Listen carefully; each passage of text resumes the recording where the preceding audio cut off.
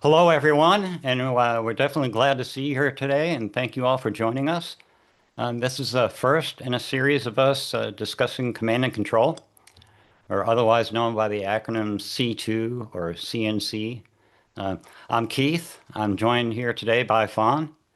Not sure if he's on my left or my right, depending on where your camera is.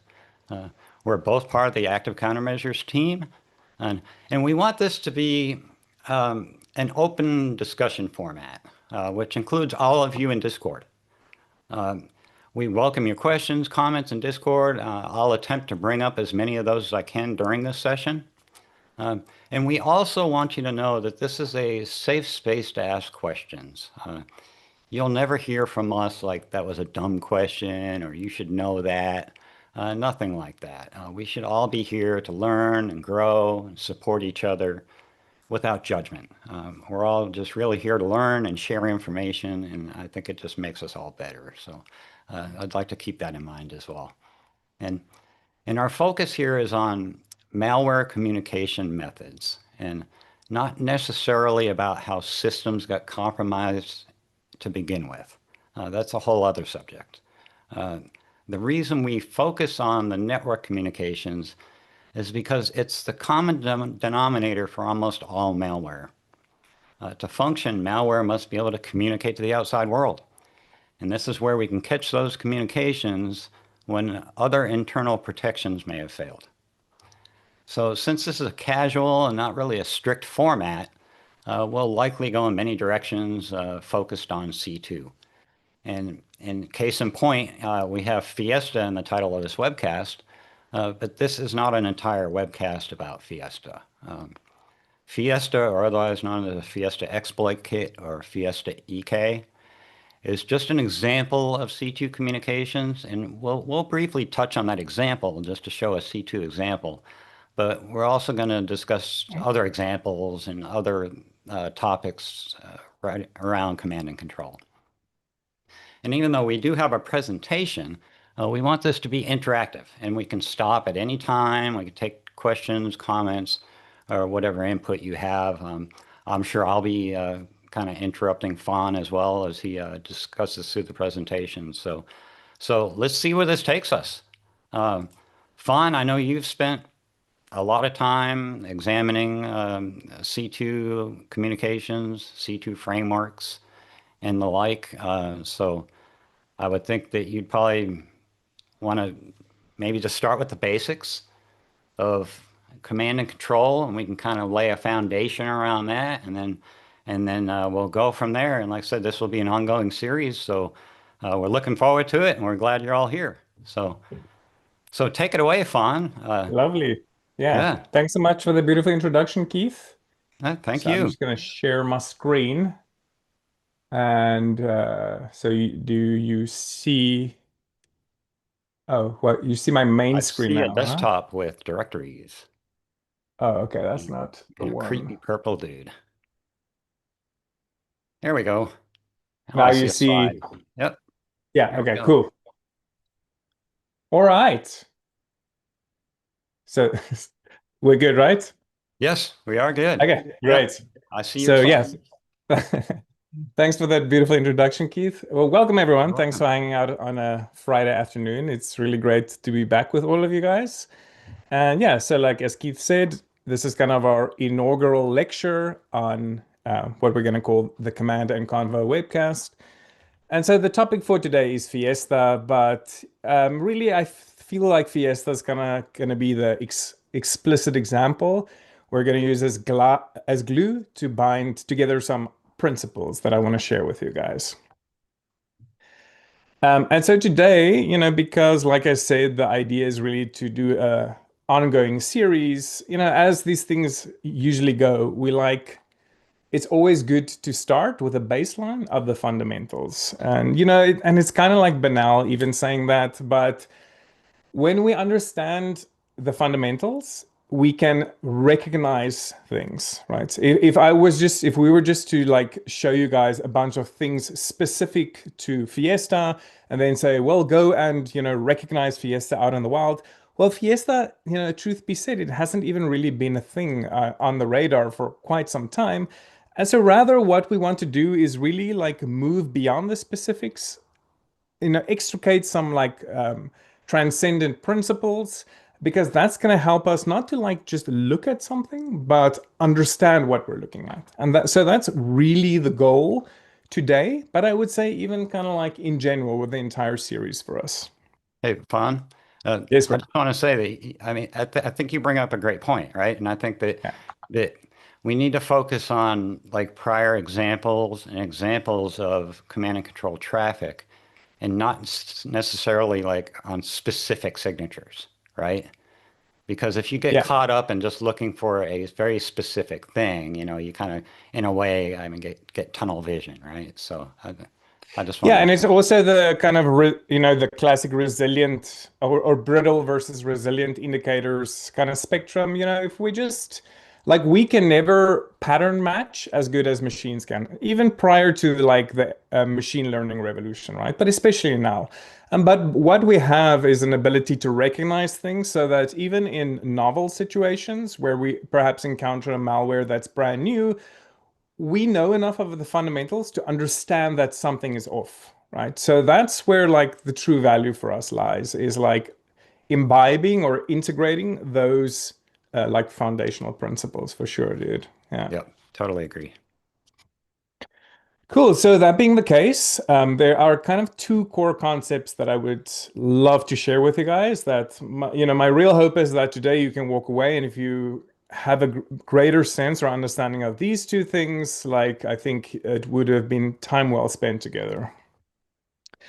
And the first one is what I call the C2 agent communication loop. And it sounds kind of fancy and complicated, but we're going to jump into it soon. And you'll see that it's actually a very simple and foundational aspect of how malware communicates to each other. And I'm using C2 here as a symbol to indicate malware that communicates over a network. The reason I'm saying C2 is because, it's mostly C2, but of course it can be rats or even some malware. If we think of Sunburst, I think of Sunburst as being vertically integrated because it does a lot of things and it handles its own network communication. But in any case, what we are trying to understand is the foundational logic of how malware has to communicate over a network. So I think of this as the heart of the C2 agent logic. And the agent again means these malware that runs on a compromised endpoint, on a victim endpoint, right?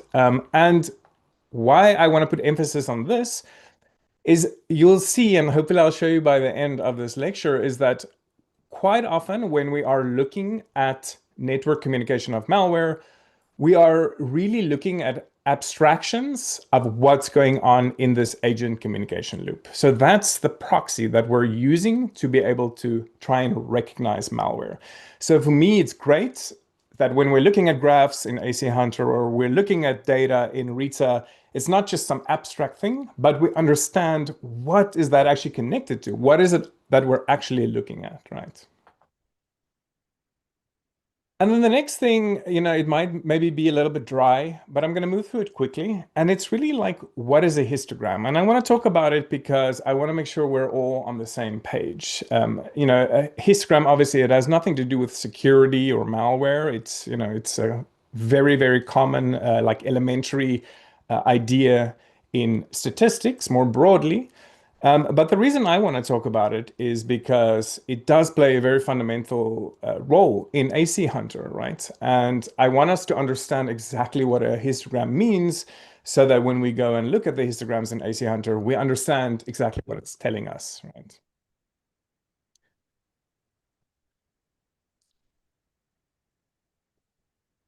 So histogram, general meaning. So what is a histogram? Well, a histogram is a graph. And like all good graphs, or at least 2D graphs, we have our x-axis and we have our y-axis. And it doesn't matter the specifics. It always shows us the exact same thing. And that is some property and how often that a property appears in a sample or a population. Now, instead of being kind of so clunky with my words, let's just say frequency, right? The frequency of something, how often it appears. And instead of using kind of an abstract generalized term here, I'm going to use the most elementary example that you'll encounter in any textbook. And I 100% know that by the end of this, you'll know how simple it really is what a histogram is communicating. So instead of some property, let's just say height. And so what I literally mean is, let's say we walk into a classroom and the shortest person is 5'2" and the tallest person is 6'6". Somewhere in the middle is 5'9". And let's say there's 24 people in this classroom, and we literally go one by one. We measure their heights, and we just plot here on the y the frequency. So the frequency is how many people are that high. So we go in and we start counting, and we start plotting, and we plot, and we continue. And it's all different people of different heights, and we end up at the end after 24 individuals with something looking like this. Now, this is kind of messy, but we can almost, like, if you squint, I guess, see a generalized pattern there. And this pattern is kind of colloquially known as the bell curve. You can also call it a normal distribution or Gaussian distribution. And the reason it's the bell curve, it's probably the easiest to remember, is just because it kind of has the shape of a bell, right? And what we mean by that is it's more probable for something to occupy a place in the middle than on the fringes, right? So we usually have the most in the middle, and then it kind of tapers down to the sides. Hey, Fawn. Hey, I Yes. just want to comment that I love the bell curve. And I Yeah. and and I think the reason I do is because it turns chaos into order, right? Yeah. And and it fascinates me how you can take a collection of a randomized collection of things, and in many cases, it will end up forming a bell curve. It's a fascinating thing. So I just wanted to comment on that. Yeah, that's cool. Yeah, there's kind of an experiment. I can't remember what it's called, but there's a lot of videos on YouTube that you should check. Imagine you have like a perspex, like a see-through thing, and it has all these little dots in them, which can bounce a ball to the left or to the right. And if you just throw any amount of balls in them, like naturally, just by chance, they'll always settle into some kind of shape like a bell curve. So Yeah. it's Yeah. it's almost like a hidden law or kind of a universal principle or a tendency in nature, like logarithm or the exponential function or something like that. Hmm. Yeah. Yeah. It's fascinating to me. So I'm glad you're bringing this up. Yeah, cool. And then so here is just to kind of show you guys that it's not just a fancy abstract idea. These are people from MIT. I think it was from the 80s. In blue, you see dudes. In white, you see women. And you can see again, it's never quite perfect, but in general, we have this principle with more in the middle than on the sides, forming this kind of like bell shape, right? Cool. So that's it for histograms. It's going to get way more cooler and malware-y now. But in general, I want us to take home two ideas here. The first idea is, what is a histogram? It's something versus the frequency of that something, right? That's what we're always plotting. We're trying to see for this property, how common is the distribution, right? And then the other thing is that it often follows a normal distribution. Now, the key word there is often, because it doesn't always have to follow a normal distribution. You can also get a uniform distribution, right? If we had a flat line and everything is equally likely to happen, imagine rolling a die, right? 1, 2, 3, 4, 5, 6, they're all equally likely. So if we roll that and started creating a histogram of that, we would actually expect a flat top. 3 or 4 is not more likely than 1 and 6, right? Cool. So with that, let's transition to the C2 agent communication loop. And before I jump into it, I just kind of want to preface with two ideas. I'm kind of scared I'm not going to mention it. So I want to like preload it so that we look out for this. And this is when we look at the communication now. It's very important to understand that it's underpinned by the classic request and response cycle. And the reason for that is it has to be the agent, the compromised machine that initiates communication, right? And If we think just briefly why that is, if there is a machine on a corporate network that's compromised, right? So, and it wants to communicate to the C2 server, most firewalls are not going to allow any random IP to ingress into that network and just randomly connect over HTTPS, whatever, to a local system, right? That would be a giant security vulnerability. But most networks will allow one of the local hosts to communicate outbound to an unknown IP because they probably want to surf the internet. They want to connect to some web servers. You can't possibly know all the web servers they want to connect to because that changes all the time too with cloud infrastructure and stuff, right? So it has to be the compromised machine that starts the conversation, and it starts this conversation, the conversation happens with a request and response cycle. Yeah. Does that make sense, Keith? Yeah, well, it does to me, absolutely. Yeah, Yeah. and again, I'm glad you bring up that point because it's a very important point, right? Because if that were not the case, and then a lot of these C2 frameworks wouldn't even need to be, Yeah. right? Because they wouldn't have to try to circumvent the direction like you just talked about, that the initial conversation has to start from within or from inside the network, Yeah. outbound, and then it will allow a response from the C2 server, whether it be an IP or a host name, but it always has to originate from inside. So that's exactly why we're bringing this up. So. Yes, 100%. And you actually reminded me now, just to mention, we're gonna talk about generalized principles. There are things like you could have a WebSocket connection where, yes, initially it has to be the victim machine, but thereafter the server can push commands. You can have inbound connections that are inside the context of an egress tunnel, right? But at the end of the day, you're still going to find that it has to have initiated or be within the context of egress. But, we can get into more fancy details and exceptions as the series progresses.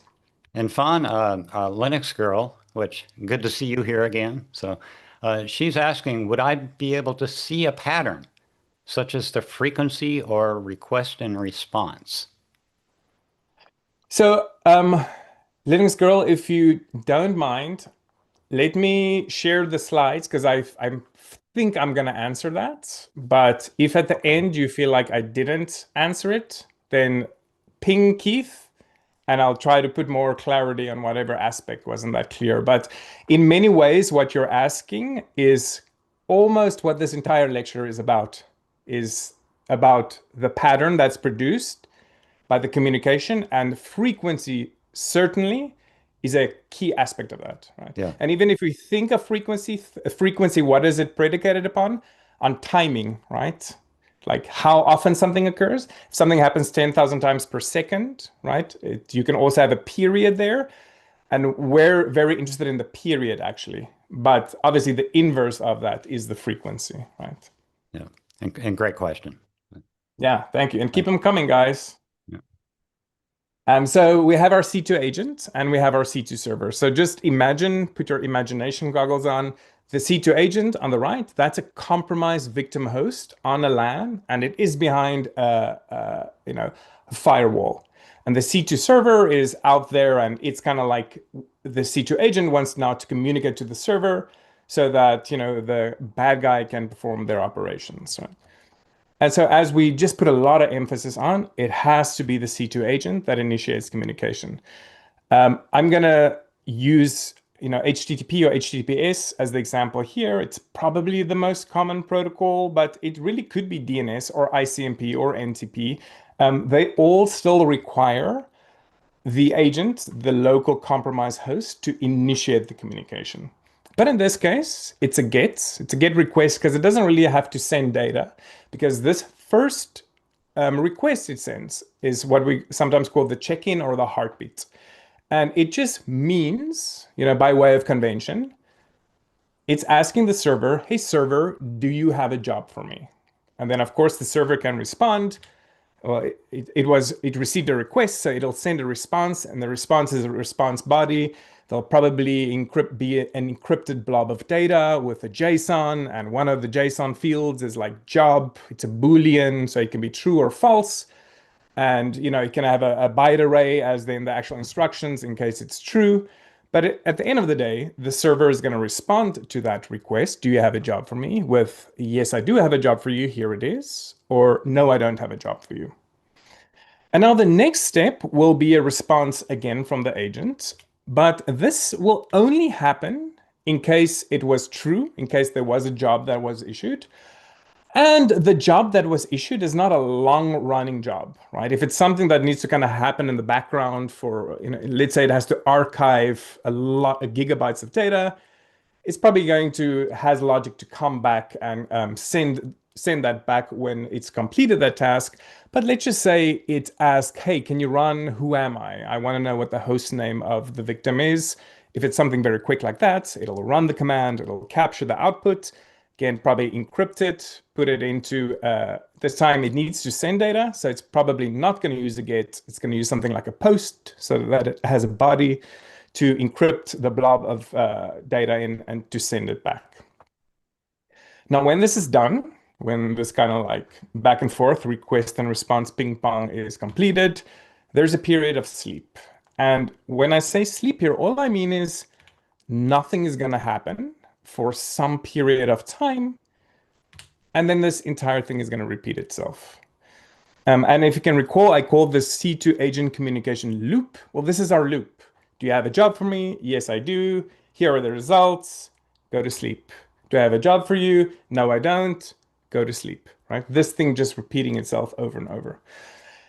The way I've kind of like showed it here is probably what we can think of the most primitive form of it. It's the kind of initial form. And the big thing that I want you to pay attention to here is that here, unless sleep is longer than the timeout value, which shouldn't be the case unless for some reason it's consciously decided to be that.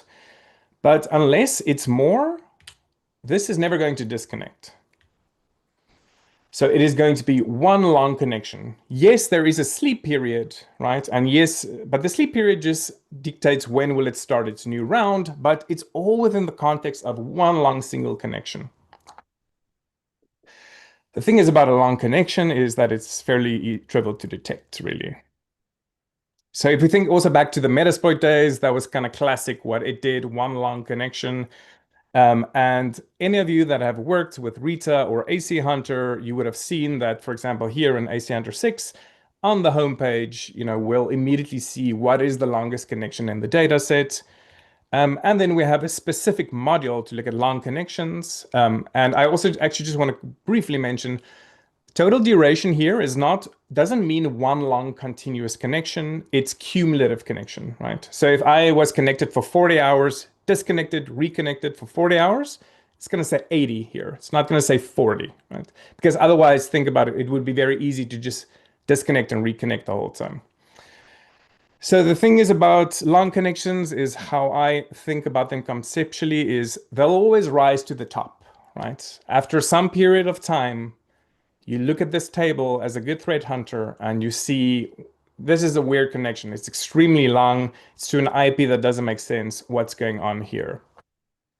And so because of this, because it's so easy to detect a long cumulative connection, there were two major, can we say, evolutionary steps in this C2 agent communication loop. There are more, but for now, just kind of like foundational, right? And the first one is the introduction of beaconing. And the second one is kind of an elaboration of beaconing, which is jitter.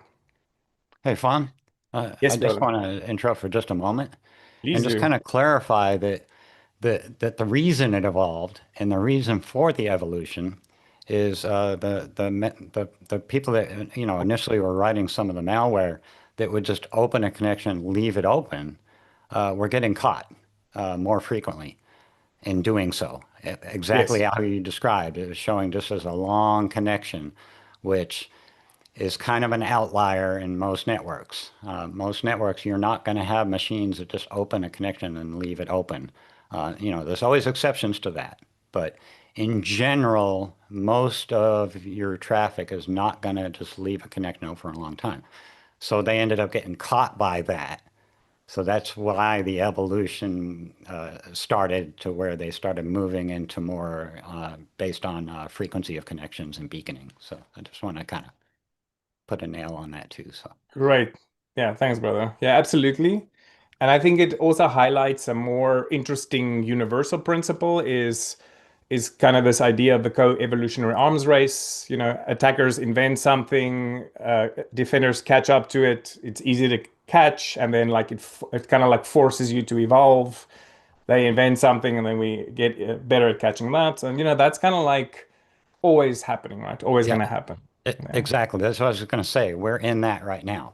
You know, Yeah. it's It'll never literally stop, you know. It'll exactly. or It's I can't literally say where we're never, at. but highly unlikely. And there's a cool principle here too called the Red Queen hypothesis. And the Red Queen is from Alice in Wonderland, which my bachelor's degree is in evolution.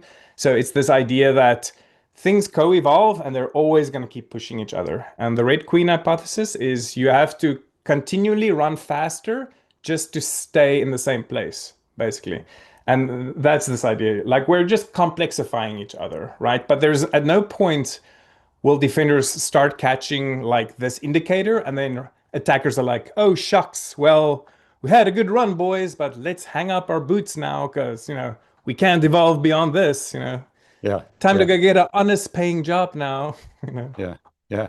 And, well, and exactly, and that's a lot of the reason why we're here today, right? Is we want to share this information, and we hope everyone else shares information because we really are in an us versus them situation, right? So the more we can all share our information, learn, and grow from, the stronger our side gets to defend against these things, right? So that's kind of the driving purpose of why we're even here talking about this today. So, you know, it's so everybody can be lifted up, I guess you could say, in a way, you know, by sharing all of our information to make us all better at this. So, Absolutely, brother. I love that. Okay, so beaconing, guys. So this is the same graph I just showed you, right? With the same, do I have a job? No, etc. But now this time, instead of just going to sleep, what if right before we go to sleep, we actually disconnect and there's no longer a connection? And because in the majority of cases, there won't be a job, and I would say even if there is a job, usually the vast majority of the cycle is during sleep. So now, because we disconnect before we're sleeping, it means that there's actually not that much time being spent in a connected state, which means it's not really accumulating that much. I mean, it's still accumulating, but at a very slow and trivial rate. So now, from the attacker's point of view, you know, they've kind of solved one problem, which is they've dramatically brought down the cumulative connection duration. It's not going to rise to the top anymore. We can't just go to the long modules and find it right there. But the good thing for us is that this, in and of itself, connecting, disconnecting constantly, and the way it's done, kind of the devil's in the details, presents to us other detection opportunities. And so that's really what we're going to speak about now is what are these other detection opportunities? And so once again, you know, we disconnect and then we sleep. And in this, yeah, so the way we're going to base a lot of our detection is actually based on the way sleep is taking place, right? It's so for the moment, forget about everything else. And I've just kind of said sleep, but I haven't really told you guys how sleep can happen, right? The different ways. So let's zoom into that a bit and talk about the different ways in which it might sleep. And so we can again think of perhaps when beaconing was introduced, or maybe even prior to that, when everything was done in the context of one single connection, that the simplest way we can do that is by just making it equal to some fixed period. Like in my personal vernacular, I like to think of this thing as delay, and delay is a constant. It's a fixed period. And for example, we can say 30 seconds. So we connect, the exchange happens or doesn't, disconnects 30 seconds, repeat 30 seconds, repeat 30 seconds, and on and on. It never deviates. It stays 30 seconds all the time. So now 30 seconds passes between each connection. And now hopefully I'm going to kind of bring our histogram knowledge from earlier together, and hopefully you're going to see how this all connects right now. So there's 30 seconds that passes between each connection. And in AC Hunter, we have two histograms, and one of those histograms looks at the period between connections, right? 30 seconds, and we have a histogram that's looking at the amount of time between connections. So what did I say histogram was? Well, it looks at some property versus how often that property appears in a sample. So now specifically in this context, we're going to look at the time between connections versus how often that occurs usually between two specific hosts in a given time period. Sorry, my son is he's learned how to shout now recently, so I hope it's not disturbing. No, we couldn't hear it, so you're good. Okay, great. He's fine. He's finding his lungs. It's pretty adorable. Um, right. So histogram measuring the time between. I've probably like hammered it to death now, about 30 seconds, 30 seconds, 30 seconds. Now let's think about what is this histogram going to look like? If I walked into a room and everybody there was 6 feet and I plotted my histogram, well, we're just going to see one long bar at 6 feet, right? And so when delay is 30 seconds, that's pretty much exactly what we're seeing here. This is a Cobalt Strike beacon 30 seconds with no jitter. And we can see almost everything is happening exactly at 30 seconds. One very large long bar right there. I wanted to specifically show you that we do have some other connections, right? There's one at 56. There's a few ones at the low end. And that's because networks are messy, right? They're not always going to adhere perfectly, like theoretically how it should have behaved, right? Things can get lost, things can get mixed up, things get resent, right? But at the end of the day, we're not looking for perfection. We're looking for some pattern, right? Some idea. And here we can clearly see that this communication was happening at a fixed 30-second interval. And also, And sorry to yes, interrupt, but no worries. which is abnormal, right? I mean, this is abnormal. This is not, you should not see this. Well, I say abnormal, but it can happen in certain instances, right? Like there are certain, say, like update servers or time Yes. servers, that aren't malicious that will show this type of activity. But in general, like say across, if you're running like a small or medium or even large size company, and you have a series of workstations, this should not be a normal pattern of communication you could see from your workstations, unless it's something Yeah. like a known time server or a known update patch server or something of the like. Yeah, absolutely. That's such a good point. And, it's maybe just worth emphasizing that to me, the communication that I see most often kind of like looks like or emulates siege communication are services, right? Like Keith said, it can be weather, it can be checking for updates and stuff like that. It does, it's not a human driving that, right? It is an algorithm also driving the check-ins. There's two big differences then. Usually they don't happen at this frequency. There is really no reason to ask, hey, do you have an update? Wait 30 seconds. Do you have an update now? 30 seconds. Do you have, it doesn't have to happen at that frequency. So it's usually got the same pattern, but at a lower frequency. And then the other thing, of course, is the way threat hunting usually happens is there's no single level that gives us an immediate red flag. So the next question then to ask is, okay, but who's it communicating to, right? And looking into the reputation of that domain and things like that. Exactly. So a lot of what we're touching at now too, guys, is, I'm not necessarily showing you if you see this means you have malware. Case closed, Yeah. ring the bell. Yeah. What we're showing We you wish it are was that easy. Yeah. yeah, for sure. And if it was easy, I mean, programs could just do it for us, right?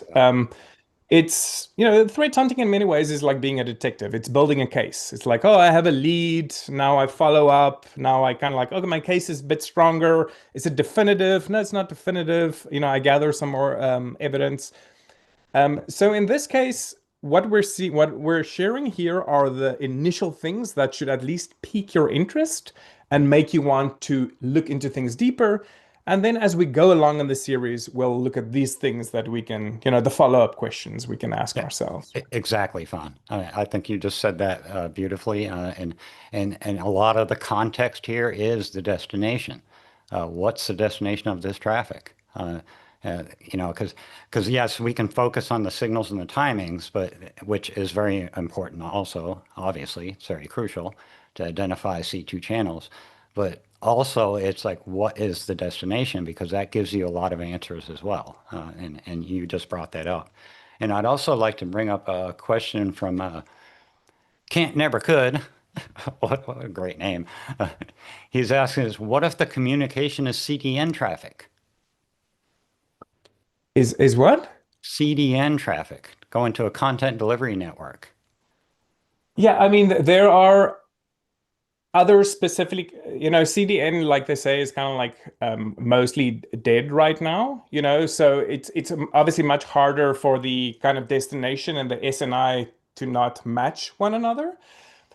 So there is a way, I would say, a more nuanced way to approach that question, and I think it does necessarily involve asking some tangential or adjacent questions to try to ascertain whether or not you're dealing with something legitimate here. All right. So I'm sorry, there's no like simple, easy answers. Like in this case, you do that. I'd Yeah. also in that case really want to look at the process, mediating the connection and things like that. Yeah. Um, Yeah, and sorry. it goes to what we were just speaking of, right? Is a Yes, lot of the context exactly. is the destination, right? So that's part of your investigation as a threat hunter, is first to identify communication patterns, and that's what that's what Fawn's talking about right now. Yeah. But one of the other parts of that equation, which is also a big part of the equation, is what is this communicating to? I mean, out Yeah. there on the internet, what's it communicating to and from? I mean, and so there's a lot of context there as well. So, but I, what I we'll agree, focus but I on, think what's good about this question is it highlights because we've been placing a lot of emphasis. Well, who's it communicating to? Like that'll tell us. But in the case of CDN, it is communicating to extremely reputable, very general things. So we can't just look yep, at that and like, well, it's through Akamai, so it must be good. So true, that same true. line of reasoning will start with something like this, like unusual timing. Yep. Then, if that occurs, if that is, I'm not such a huge expert on that, but in general, the Well, pen testers and stuff tell me that's not something that worked as well as it did for some time. But there are then, like I said, interesting tangential questions I think we can ask. And I'm glad you asked that because for any of you guys, asking questions like that gives us very good ideas of what we can frame future webcasts on as well. So, yeah, which I, actually made me think like that would be an excellent one to include is targeting as like okay, it's a CDN. Like what yeah. now? How do we know now it's good or bad? Yeah, well, I think also, as we're discussing this, is let's say you have identified a beacon or what you think may be malicious traffic, right? And it's going to a CDN, which, in a way can be kind of agnostic, right? You can't really definitively, I mean, it's not like it's going to like, I'm a bad guy.com, Yes. so there is a little ambiguity in there, right? So I would think the next question to ask is this a service that I expect to be happening, right? So in other words, do I expect this host to be like every 30 seconds reaching out to like Amazon or, Hmm. to S3 and Amazon or, or something like that, or some other, cloud hosting service, right? Is, should this be happening? Right. And if you can't ask Yes. that question, then obviously you may be leaning more towards, yes, this could be malicious because this is not like I shouldn't be sending traffic to the CDN as far as I know, unless someone personally has, something on their system that's configured to do so. So it just kind of adds Yeah. another layer to the investigation.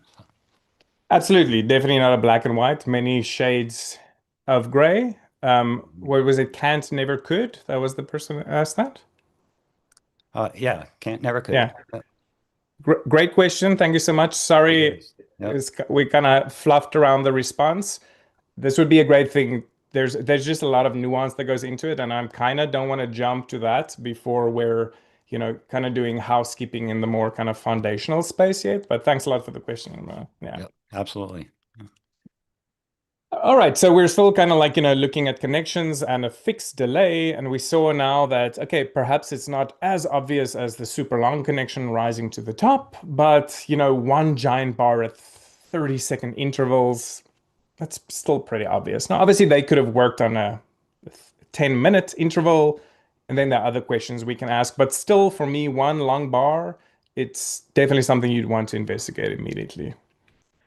And so we can say that the next step in evolution, then, kind of like, let's say, beginning perhaps a bit more nuance or something like that, is jitter. And so all jitter really is when we think of the sleep period, we still have our fixed component, the delay, whatever 30 seconds. But we now also introduce some maths to create some variation, some randomized variation. So just by way of an example, if I say the delay is still 30 seconds, but I now introduce a 25% jitter, all that means is I'm going to vary every connection randomly with 25%. And I want to clarify here is because I have been very fortunate to play with many, many different C2 frameworks. And this 25%, depending on the framework, can be added, it can be subtracted, it can be plus or minus. There's no IETF for malware development. Whoever's writing the software can decide that themselves. And I'm using 25% here because with Cobalt Strike, you specify in percent. But like with Merlin and things, they specify in seconds. So you can say 30 plus or minus 10 seconds or something like that. So I just want to be clear about that so we don't get stuck in a pattern of what we're expecting, right? But in this case, it's Cobalt Strike. And funnily enough, Cobalt Strike actually subtracts. So when you say delay is 30 seconds, that actually represents the maximum. And the 25% in this case will be 7.5 seconds, right? So it just means every time it's going to sleep of a period of 30 seconds minus some random value between 0 and 7.5. And we can probably just rewrite that a little simpler to say every time it's going to sleep for a random amount of period between 22.5 and 30 seconds. So, for example, I'm not going to read this out, but I think you guys get the idea. There's no more fixed, right? It's not 30, 30, 30. It's just a random value between 22.5 and 30 every single time. So now let's think about our histogram again, right? We're going to probably have like 22.5 to 30, and everything's going to fall on that.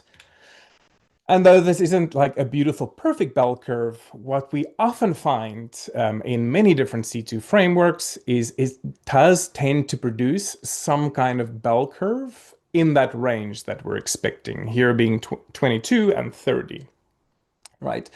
So Keith and I were discussing this the other day, and it is like I don't have a strong enough foundation in maths or statistics, but I guess you would have to investigate every library that's being used, unless they're like raw dogging it and creating the randomization logic themselves.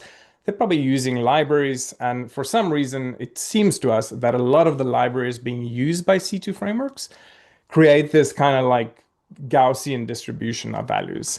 I do want to say that it's not always the case. You could also see uniform distribution here. It's less common, but definitely possible. But that in and of itself is something I think you should still be on the lookout for. If we saw 22 to 30 with a flat top, that is still odd connection behavior, still definitely indicative of non-human behavior, right? Mm-hmm. Yes, Yeah. and I'd just like to mention while you have this up on the screen, this particular slide that's showing the amount of connections, that if this were normal human traffic and we were looking at this same histogram, you would see a lot of just randomization. You'd see spikes Yes. and valleys just spread across all over the place. So the timing would be just literally all over the place. You would not see something as uniform as this. Definitely. And so hopefully now I just want to kind of recap what we spoke about. These are the two core concepts I set out, to kind of cover with you guys. And hopefully you have now some sense of how a C2 agent and a server communicate with each other. And now you actually understand what we're looking at in AC Hunter in that histogram, right? We're looking at that sleep period or lack thereof, right? Sorry, disconnection, lack thereof, in terms of, do we have a long connection? Okay, it doesn't have any beaconing. Do we have one long bar in the middle? Oh, okay, it's got beaconing, it has a delay period, but no jitter period. Or is it creating a bell curve of perhaps a uniform distribution, but fixed in a specific range? Okay, they're using some jitter to try to kind of like randomize the timing and things like that. So that's kind of like the core takeaway. So hopefully when you're using AC Hunter and you're looking at the histograms now, it's not just some kind of abstraction. You understand exactly what that is communicating and representing to you. So with all that out of the way, we can finally get to Fiesta time. So That is just a creepy graphic, I gotta say. Every time I I see just it, it love just it. creeps me out. And I know I'm not alone. So It's okay. I When I first saw it, I thought it was a lemur, but it's supposed to be a Persian cat, apparently. But really, actually, I thought it yeah, was a lemur too. I just assumed yeah, it yeah. was a I had lemur a or a meerkat, something like that. So, Uh, because I saw it and I tried to find the image on Google Images and I tried every variation of lemur. I was like, why lemur? Funny, ugly lemur doll asking why, etc. And I could never find it. But hmm, in any case, I present you the why Persian cat. yeah, Um, the cat so of our nightmares. Yeah. So Keith did briefly touch on Fiesta. I'm just going to say, maybe spend a minute here. Like I said, it was an exploit kit that was prevalent in 2013 to 2015.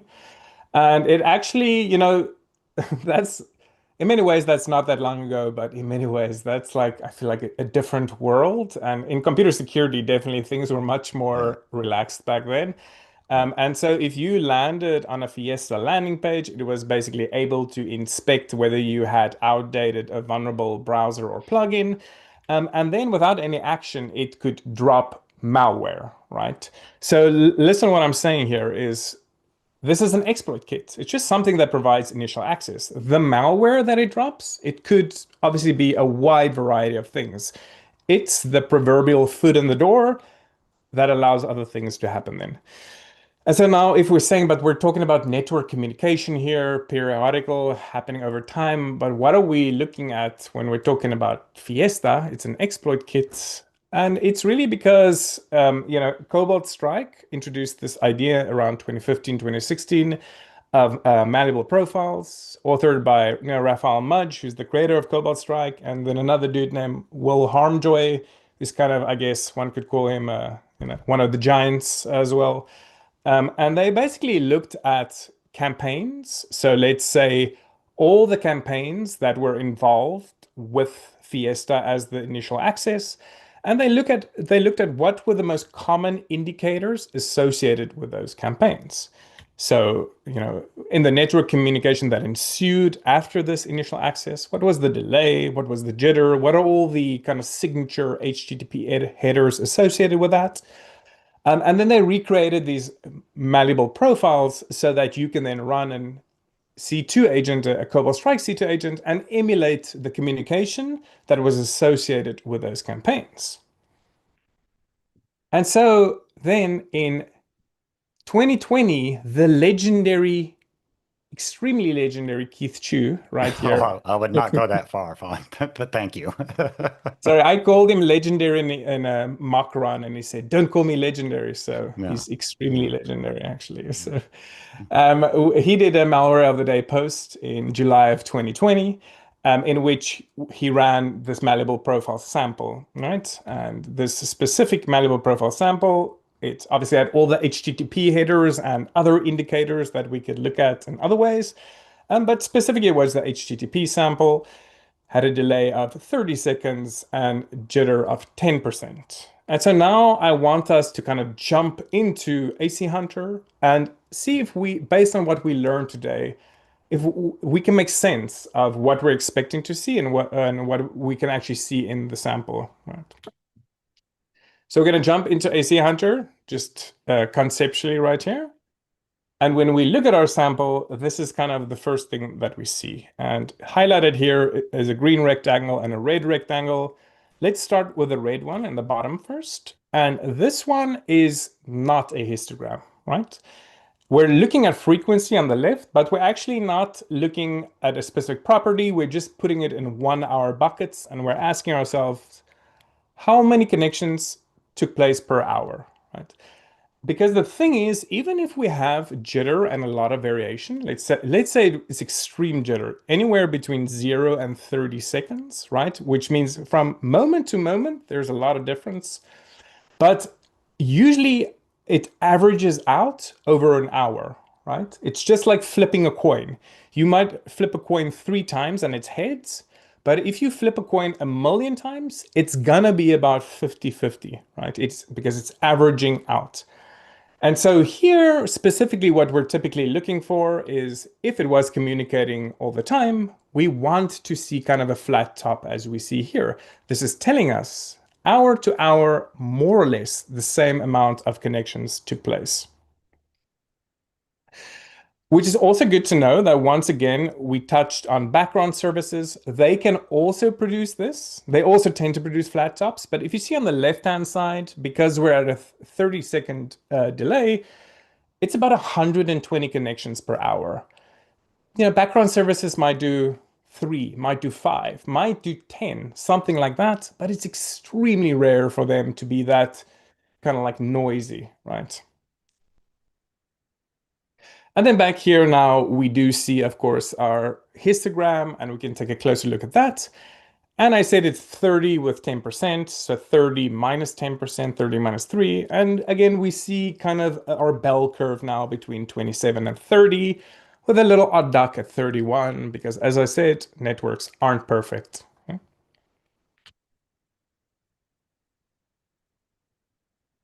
But wait, there's more. So if we go back, I did mention at some point AC Hunter has 2 histograms, but we've really just been putting like the spotlight on the one. So let's briefly touch on the other one too. And if we go, and you can see here on the right, there's view 1, view 2. So if we click view 2, we can see there is indeed another histogram. And this histogram is on the left, of course, frequency, as they always are. But on the bottom, we're no longer talking about the time between subsequent connections. We're talking about during the connection, how much data was transferred. So if we look at this thing and we only focus on that, during that exchange, how much data was exchanged between the agent and the server? And if you think about it real quick, if it says, do you have a job for me? No, I don't have a job for you. That is kind of the least amount of data that can be transferred. And unless they're intentionally using something like payload jitter or randomized padding, which we'll cover in the future, that will be a fixed amount. So it'll be a very small amount, but a fixed amount every single time, the same amount, same amount. If it did have a job, it did the job and let's say exfiltrated data or sent back, running processes and PIDs and stuff like that. Well, it will be more than the minimum, right? Because now actual data was being transferred and then we'd expect to see higher amounts.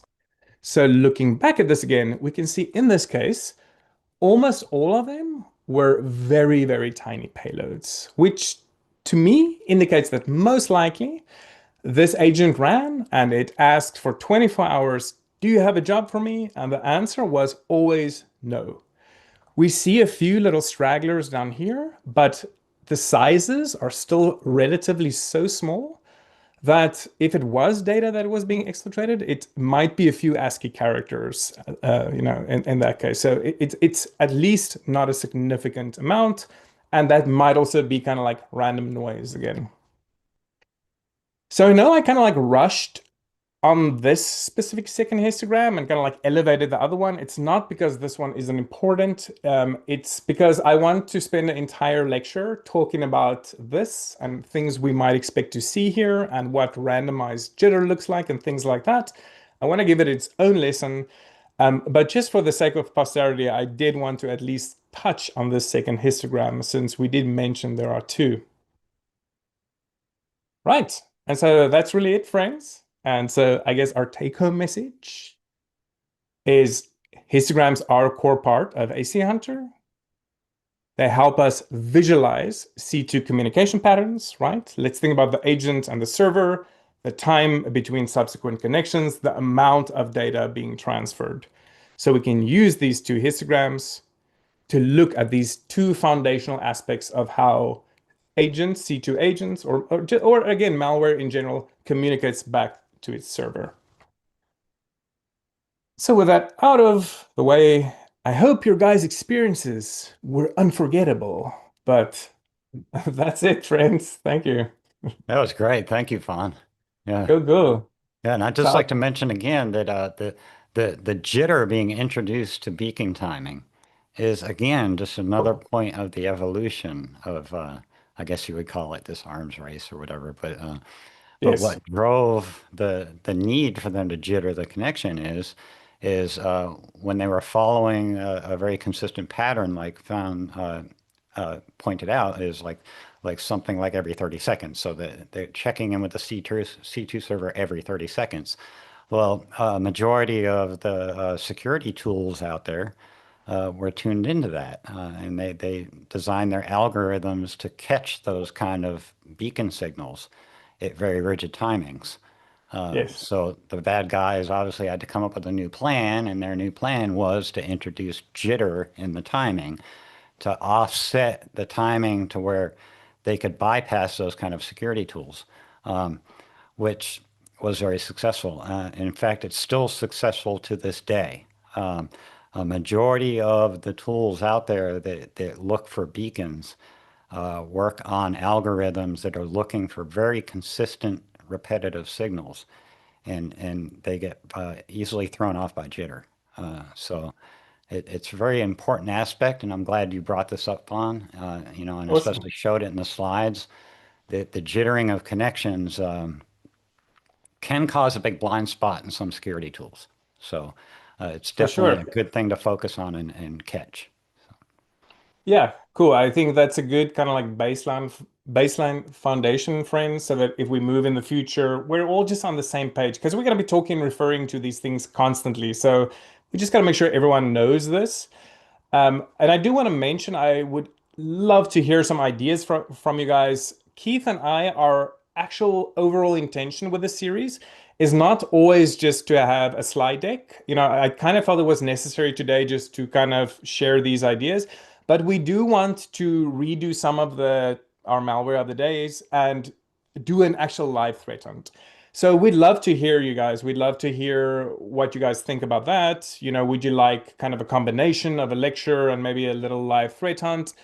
And then again, as sorry, I forgot the name now, but as some person brought up the CDN, it's great for us to kind of make this, bi-directional conversation and find out what you guys are dealing with at work or just what you Yeah, find interesting in general, so that we don't necessarily stay stuck in our kind of like theoretical echo chamber, right? exactly. Exactly. So please let's like do this together and Yeah. yeah, can never could. Yeah. Oh, sorry, I didn't see your profile picture, but I love the Evil Empire logo. It was my first Rage Against the Machine album, so Oh, nice nice, stuff, nice, bro. nice. And I'm And glad you I brought that also up wanted too, to Fawn, because that's sorry, why I yes, keep calling this like I want this to be casual, interactive, yes, kind of loose. I mean, because I totally agree. I think we've all watched a lot of presentations. I know I have. I can't even count how many. I've given some as well. There's a lot of value in that, so I'm not discounting that. But we do want to make this a little different, make it more of a yes. conversation, and involve everyone who attends these. So if you have questions or comments or anything, we'd love to hear it. And that way we can have these kind of discussions. And like I said, it makes us all better. I mean, because especially if you're a threat hunter, I mean, we're all kind of fighting the same fight. So the more information we can all share, the better we all are. So thank you. Yeah, totally. Yeah, So in the future, expect more like one principal idea in a presentation, maybe a 20-minute presentation, maybe 30 minutes. And then jumping in, and again, obviously our company makes AC Hunter and Rita, and we're big fans and believers in that. But there's no single tool that can really solve this problem. This is almost always a complex investigation. So we will be looking at kind of adjacent tools, right?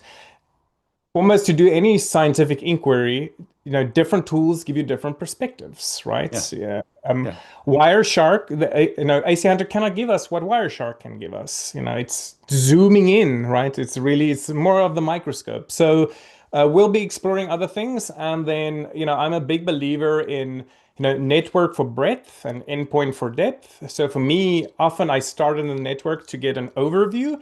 And if something seems fishy, again, it's rare that you'll get to a point of evidence early on. We're like, oh my God, 100% malware, raise the alarm.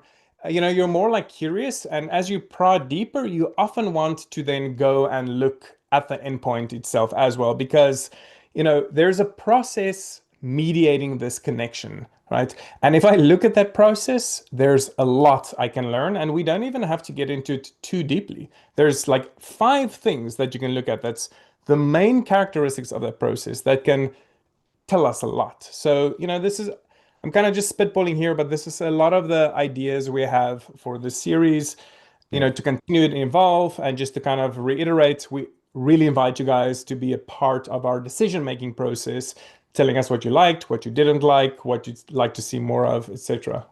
Yeah, and I love all the comments. I mean, I know we're kind of distracted doing this, but I try to watch Discord as well. Good. But I mean, I love the comments. A particular one I just saw from the O. He says, "That's why I like this one. It's like conversation between friends and family." Thank you. That's exactly what we Yeah. want to do here. We are kind of a threat hunting community here, and I love that. But that's why we want to kind of expand on that, Yes. and make this more of a conversation, and we can all, like I said, we can all learn from this. So thank you all for being here. And I think we need to wrap this thing up if you're done, Fawn. Yeah, I'll mention one more thing. Just Kodniak asked, when's the next one? Guys, we don't have a date locked in yet, but right now the intention is to do one per month. So, Yep. just keep an eye out. Keith and I will figure something out for next month, and Yep. then we'll take it from there. We'll see what is the interest, what's the vibe, and the frequency can always be changed, but we thought this is kind of a healthy way to start. It gives me enough to give both of us enough time to at least come up with enough interesting content for you guys. Exactly. Yeah. Yeah. We plan right now to do it once a month. The next one we don't have scheduled yet. However, I just threw the link in Discord to subscribe. Uh, just go ahead and subscribe to us. I mean, we're not going to spam you. We're not going to sell your email address. We're not doing anything, stupid like that. But go ahead and just subscribe to us because we do send out the email for notifications of our webcast. We also send out email notifications of our new blog posts, which are along the same subject, so especially the Malware of the Day series. And actually, I'm going to throw a link in there as well to our Malware of the Day series because it perfectly aligns with what we're doing. In fact, that's kind of the purpose here is we want to expand on that live as well. So we'll be revisiting some of those as well. So I'll throw that in here in just a moment as soon as we end this. Okay, Fawn, I think we're done. Thank you Yeah. all for attending today. And we're Yeah. definitely looking forward to the next one and many more after that. So Definitely. thank you. We really, really love and appreciate the community, guys. This Yeah, community is, and not that long ago, I was just another person there too. So absolutely love it. And thanks for all the great vibes. And we look forward to hanging out with you guys again in the future.